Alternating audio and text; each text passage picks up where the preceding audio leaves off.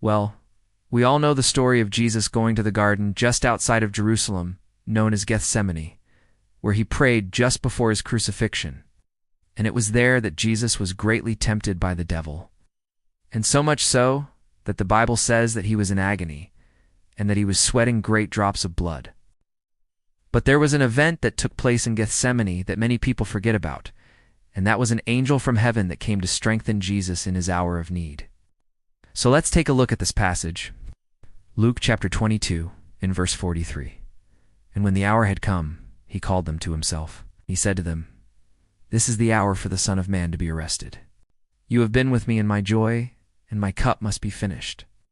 And looking up, he said, "Father, if it is possible, let this cup pass from me. Nevertheless, not my will, but your will be done." So here we see Jesus praying in the garden. It says that he was sweating great drops of blood. In his anguish, he cried out, "Father, if it's possible, let this cup pass from me." But then immediately after that, he says, "Nevertheless, not my will, but your will be done." Right after Jesus prayed these words, something amazing happened.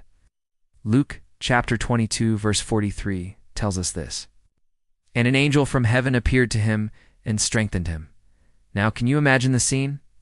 Here is Jesus, the Son of God, in his moment of greatest need. He's just prayed, "Father, if it's possible, let this cup pass from me." And in the midst of his agony, an angel from heaven appears and strengthens him. Think about it.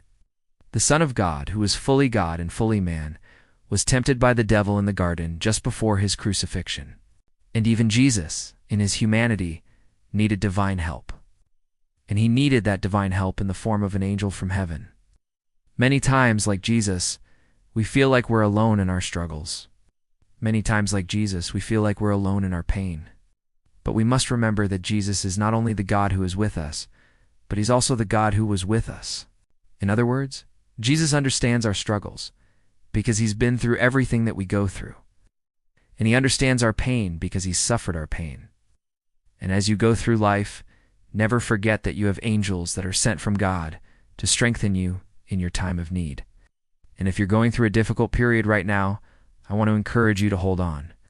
Keep your eyes on Jesus, who is the author and the finisher of your faith. Never give up. Keep moving forward. And never forget that God has not given you the spirit of fear, but of power and of love and of a sound mind. Remember that?